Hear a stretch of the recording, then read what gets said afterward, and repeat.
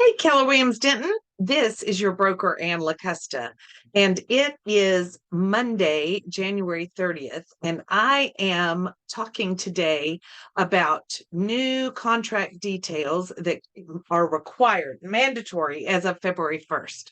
So, in just a couple days, you're going to need to know um, and be required to use all of the new updated forms. So, I wanted to take just a moment and tell you the things that I consider to be the most important, right? So many things changing, and there's a few that are super important that you understand. So here we go. So first off, oh my gosh, look at all these contract addendums and amendments and things that are changing.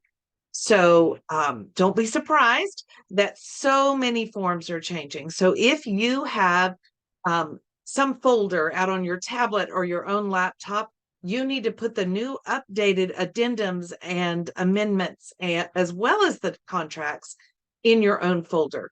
Dotloop will update, DocuSign will update, Zip Forms will update automatically with the new forms. But if you have them out on your own device, you need to update those yourself in your own folder. All right. And then I just want to show you and make sure you understand that real estate license holders are required to use the correct and updated version of the Texas Real Estate Commission forms. So here's what's going to happen, right? There's going to be agents who say, "Oh my gosh, I've been in this business forever, and this form is fine. It doesn't really matter." And here's the truth about that.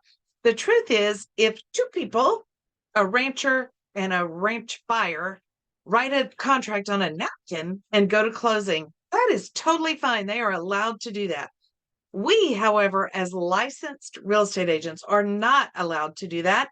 It is a violation of laws passed by the Texas Congress. So, not Keller Williams policy, not just some policy set by some association. No, this is a law promulgated by, passed, made into law by the Texas Congress. So, because you have a real estate license, using an out of date form or using a napkin, same thing, right, is not allowed. We are required to use the correct form. So I know there's going to be people who argue with you on the other side of a deal. And I just want to give you some strength. It's really, if they send you the wrong contract as an offer, you should send your counter back to them on the correct form, right? Let's just be awesome professionals and take the extra step as much as humanly possible to be using the correct version of the forms so that we're not illegal. If we get into some sort of check complaint or lawsuit or something and we knowingly, willingly use the wrong forms, we're not going to win. And we're not going to look very professional, and it's just very awkward. So just want to address that up front. And now we're going to talk about some of the things that you need to remember about these forms. So the new contract did add verbiage to paragraph 3 about sales price. And the reason is because if part of the cash that they intend to put down is coming from the sale of other property by buyer, then that addendum needs to be attached, or they cannot include that cash portion right here. So just to be clear, if there's an addendum for sale of other property by buyer and it's all disclosed, then their cash portion can come from the sale of another property. If they don't disclose it accurately, then this cash portion should not include that. So this gives you some teeth in asking for proof of funds, right? Proof of funds for that cash portion and a lender letter that says not contingent on the sale of another property by buyer is a beautiful thing. I want to give you some teeth in protecting your seller. All right. And then I want you to notice that in paragraph 6, they have added a number 11, and they have taken the PID and really mud and all those things notices out of paragraph 22. That felt to them like almost a choice, check the box or don't check the box, and they didn't like it being a choice. So they have now put it as a required notice. If there are mud notices and PID notices and any kind of utility provider notices, they are required prior to contract execution. Prior to contract execution, they have to be included in the contract. So here's where they go. All right. And then paragraph 7F, I don't know exactly how this is going to play out, but I do believe it is a big change. That number one, it specifies obtain any required permits. If there are permits required for repairs, then the seller has to get them. And then it also says seller shall provide. So it's not saying seller will if they feel like it, seller will if it's easy for them. No. Seller shall provide buyer with copies of documentation from the repair person showing the scope of work. So showing what all they did and ideally showing what they didn't do, right? And payment for the work completed. One of the lawsuits that happens all the time is that some guy comes out to the house to tune up the HVAC and he says, it'd be great if you got this little thingamabob fixed. And the seller says, I don't have to fix the thingamabob. Thingamabob is not on the amendment request.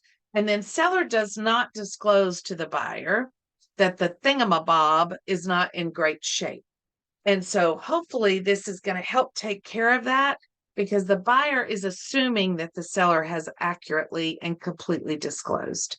So seller shall provide showing the scope of work that was completed and that it's been paid for. And then if there are any transferable warranties, the seller shall arrange for that transfer of warranty at their own expense, at the seller's expense. So if that's not what you want to do, you have to write that under special provisions, because now this paragraph says seller shall. Now, I want to be sure you know that on this amendment, I personally think it is a good idea to ask for those repair receipts with the scope of work, maybe 4 or 5 days prior to closing, and give your buyer a chance to reinspect or call the repair person. Give your buyer a chance to do something about it. While the contract has changed, right? The contract has changed. This just says before closing. So it could literally be 5 minutes before closing before your buyer gets a receipt. So if you want that receipt in advance, you need to write it on this amendment. 5 days before closing, provide scope of work and paid receipt for the following, right? Okay. And the amendment is changed to reflect that wording that's in the contract. And then this is also an idea kind of how you could word it, right? Inspect, service, and repair HVAC system to function as designed, currently not cooling. Okay. Whatever you want to say. And then I really like to include this form. It's not new, but it is one of my very favorite forms, most important forms. And look at the choices this gives the people. It gives them a choice, reinspection. Did they want to reinspect? Buyer has chosen not to have the property reinspected. Well, if you get the receipts right at closing, then they didn't really have a choice. Correct? They didn't really have a choice. So making sure you write that into the amendment and that you give them that opportunity. And then use this form whether they're walking through or not. If they are choosing not to walk through, right, you can do a walkthrough for them and film it or whatever, but they are still choosing not to. Let's not misunderstand. They are choosing not to walk through the property before closing, and you need this form signed. All right. So the other forms that are changing that I think you'll see and notice is the addendum for property subject to an HOA, right? And so it's making clearer, probably not clear, but clearer what the seller is paying for and what the buyer is paying for. We have been through several years now where if you took the same contract and HOA addendum to 3 different title companies, probably they would have had the seller and the buyer paying those fees 3 different ways. And they'd have been super confident in what they were doing. We're doing it absolutely right. But it would have been different at each of the 3 places. This is TREC attempting to fix that, right? They want to be clearer about What is a seller responsibility and what is a buyer responsibility? And then this is one of my favorite changes. We've always wanted you to be listed as a courtesy copy, not as a party to the contract to buyer at your email. That makes you more a party to the contract, more responsible if somehow the buyer or seller do not get correct notice. You are then in the middle as the responsible party. And that is not how TREC intends for this to function. The contract is between the buyer and the seller, not you. So they are wanting you to get a courtesy copy of all notices, but they also want something for the buyer and the seller. Usually it's an email, so that any termination of contract, any of that is sent to the buyer, to the seller, and to the agent, and usually to the title company too. All right, third-party financing. The big change here is adding the box for other financing. So if they're getting hard money lending, this is really hard money lending. If they cannot buy the home without a loan, and it's not a conventional loan, it's not an FHA loan, it's not a VA loan or a USDA loan, but it's some sort of a loan off to the side that they have to get in order to be able to buy the home, then this is the box you check. Other financing. All right. And then alert, alert, alert. This isn't just a strange and interesting change to the reservation of oil, gas, and other minerals, which is super important in Denton County, Tarrant County, Wise County, right?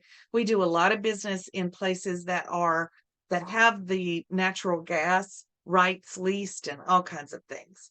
So they did make a big change here. Remember, the mineral rights transfer to the buyer unless you use this form and the seller reserves them. If nobody says anything about mineral rights, they transfer to the buyer. Okay? So this form is for when the buyer knows that the seller is reserving at least a part of the mineral rights. Okay? And then this changed, completely changed. Now it says seller does or does not waive their rights of ingress and egress. It used to say they were retaining their rights of ingress and egress. Either they were or they weren't. But now it's the exact opposite. Seller does or does not waive their rights of ingress and egress. So let's assume that the seller is retaining mineral rights. But they do waive their rights of ingress and egress. Does that mean the seller can never drive on that property, never ever access that property to get to their minerals? No, it means there'd have to be some negotiation and conversation, and they might end up in court. It gives the person who currently owns the property more rights. But the truth is, in Texas, mineral rights are dominant over surface rights.